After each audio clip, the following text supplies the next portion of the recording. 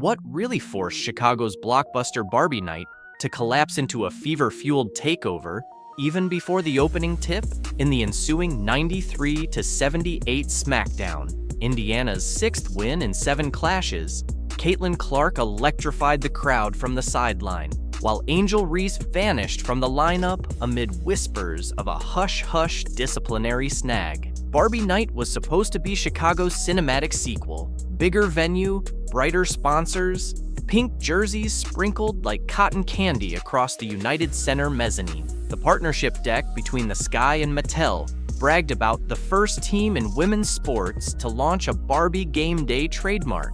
Lady London was booked for halftime, CoverGirl set up glam booths, and marketing boss Tanya Halledner called it a celebration of identity, strength, and community. Fans flooded Ticketmaster at record highs, dressing in pastel fits that would have made Greta Gerwig's wardrobe crew jealous.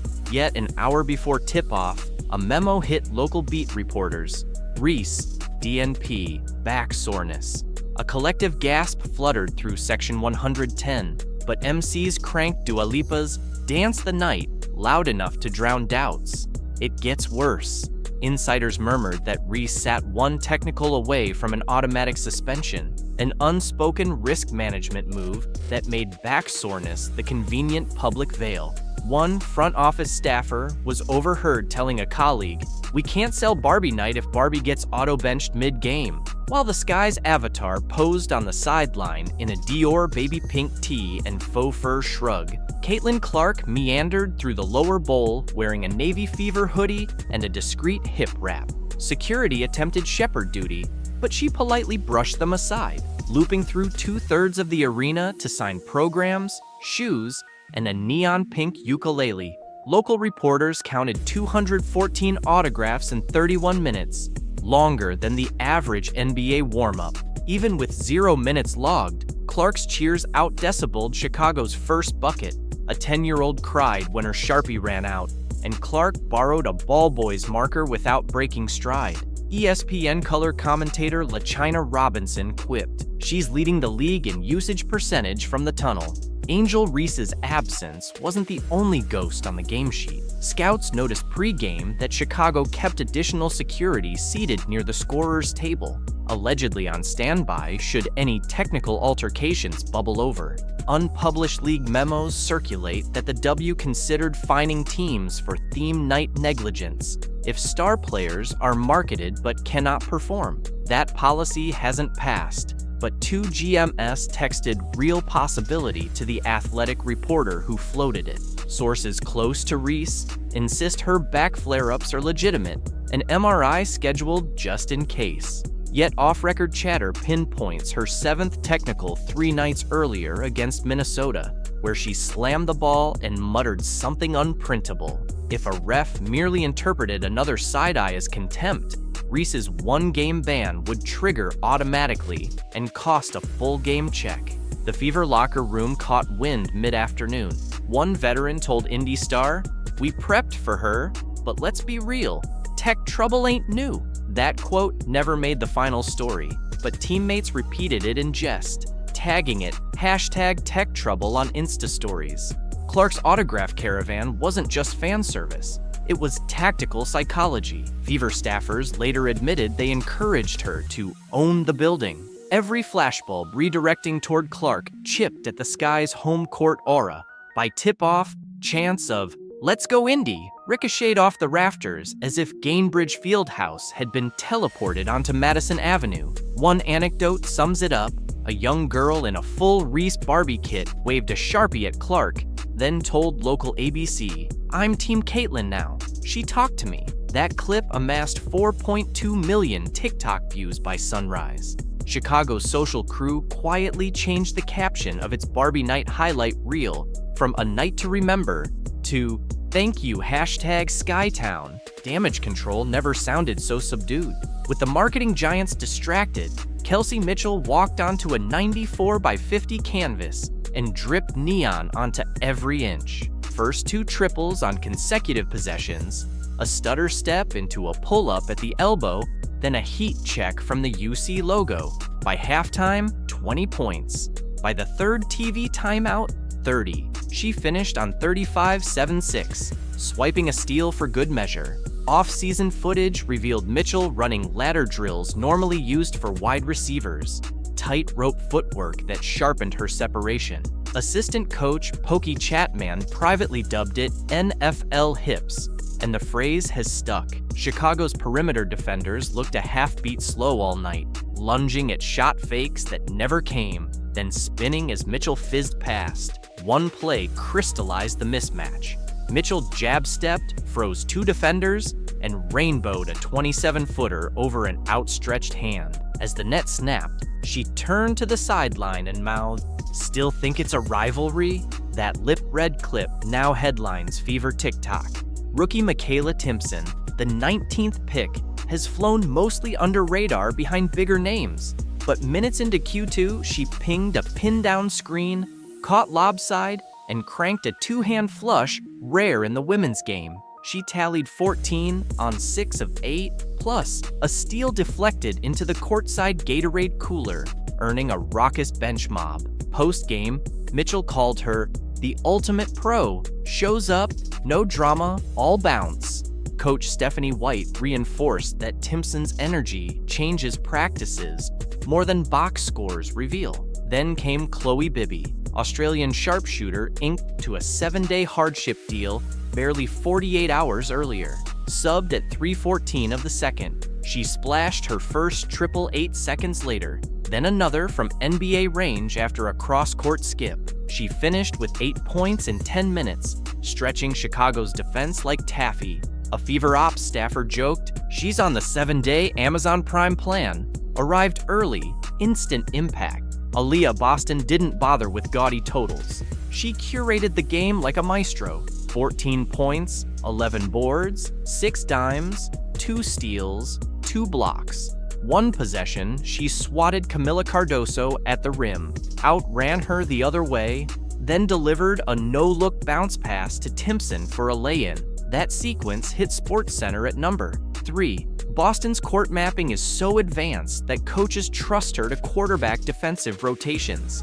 Every time Chicago tried to go screen into a mismatch, Boston slid, tagged, recovered, textbook clinic. Tyler Marsh later sighed, "She shrinks the floor." Translation, Chicago's spacing shriveled. Analytics paint the ugliness. Sky conceded 1.29 points per Fever possession in the half-court, worst of any WNBA team this season. Re-watch the tape and you'll see repeated mistags. Help rotated late, closeouts went frantic, and Mitchell navigated ball screens like a GPS app, reading closed roads aloud. Marsh's post-game presser lasted 9 minutes, but felt like a semester in despair. He cited execution, discipline, urgency 5 times, then fumbled a stat sheet while referencing 23 Chicago turnovers converted into 31 Fever points. The PR staff thanked reporters early to end the bleed. Oddsmakers responded quickly. FanDuel bumped Chicago from plus 115 to plus 260 to make the playoffs, while Indiana's championship futures tightened from 35 to 1 to 18-1 overnight. Gambling markets sniff trends faster than beat writers. Within 8 in-game minutes, hashtag Barbie Night trended for the wrong reason. Turning Point data tracked the hashtag pivot to hashtag Fever Night, spiking at 38,000 in-game tweets, eclipsing hashtag NBA Summer League that day. One viral meme mashed Barbie's smiling face onto the Fever's flame logo, captioned, "Some dolls just play with fire." Sophie Cunningham's courtside, "Hot Girls Eat Arby's Tea," a cheeky dig at Clark critics, pulled 9 million Instagram impressions. Marketing gurus call it earned media, but Chicago's sponsors weren't thrilled their branding got overshadowed by fast food snark. ESPN spent all week teasing Clark Reese like a modern bird magic, but the Matrix quits lying after 7 games. Indiana 6-1, average margin plus 14.3. This season alone, plus 35, plus 27, plus 15, dash a 77-point canyon. The league adores the feud because it prints engagement. Execs aren't blind to the scoreboard, but know algorithmic gold when they see it. Yet coaches detest illusions. One assistant texted, Media can't guard pick and rolls. Multiple league sources whisper Chicago nixed a late spring trade for a veteran rim protector because the marketing department feared diluting Barbie narrative synergy. That phrase leaked to Windy City Hoops' confidential newsletter, though no exec would confirm. The center in question later landed with Seattle and now leads the league in blocks.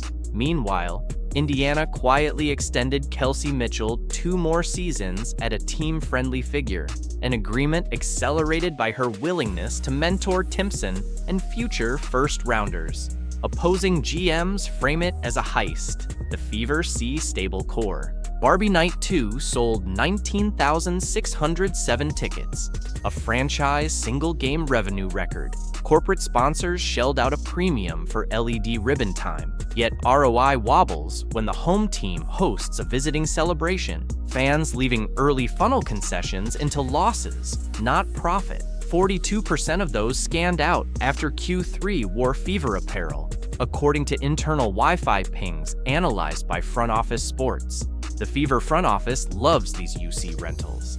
Gate splits lean in Indiana's favor, they expand Chicago fan base parasitically, and players relish Bulls-caliber locker rooms. Clark later joked, "Feels like neutral court, except our fans travel louder." Rewind to April 2023 NCAA title game. Reese flashes the ring finger, Clark shrugs. That gif hits 100 million screens. Draft night 2024, the two hug for cameras, but savvy fans catch a micro eye roll from Reese. By 2025 Summer League, any handshake becomes a click goldmine, yet scoreboard truth emerged early. Indiana stole the first pro meeting by 21, and the so-called rivalry snowballed from there, more lopsided each outing. Still, highlight vendors stitch the college clips into hype montages because conflict sells. WNBA brass is ecstatic at 3 straight national TV blowouts, still snagging top 5 cable ratings. But concern brews that casual fans might sour if rivalry translates to repeated drubbings. There's talk of implementing a flex schedule window to protect viewers from predicted double-digit mismatches, although media partners resist losing marquee names. On the horizon, Boston's all-around ascension positions Indiana as a dark horse contender once Clark returns. That ups the league's playoff narrative quality. A deep Fever run could anchor October ratings previously owned by MLB playoffs. Indiana sits 14-12, 2 back of Atlanta. Schedule easing. 8 of next 10 versus sub.400 teams. Clark's groin rehab timeline. 3 full practices plus re-eval, targeting mid-August. Doctors say the extended break may boost her late-season burst. Chicago at 7-18 faces a minefield. Liberty, aces twice, then Fever again at UC in early September. If Reese collects that 8th tech, she'll watch from the broadcast booth as Chicago's razor-thin playoff hopes mathematically expire. As confetti cannons misfired over Mitchell's sneakers, Fever players belted Future's stick talk down the tunnel. Security escorted Mattel VIPs through a side door to dodge booing fans. Clark wrapped her final autograph with a wink and mouthed, "See you in September." Meanwhile, Sky staff quietly tossed leftover Barbie cupcakes into trash bins, pink frosting smearing like the evening's optimism. If this is a rivalry, it's made for trailers, not trophies. Until Chicago fixes rotations, tempers, and trade hesitations, Indiana will keep turning costume parties into coronations. And if Reese's next glare draws a whistle, the dollhouse lights will flicker once more, beckoning the Fever to bring the heat. So the mystery lingers over Lake Michigan. Can the sky rebuild the house before the next spark? Or will September's rematch melt the plastic all over again? Keep your eyes on the scoreboard, because no amount of glitter can survive a sustained blaze.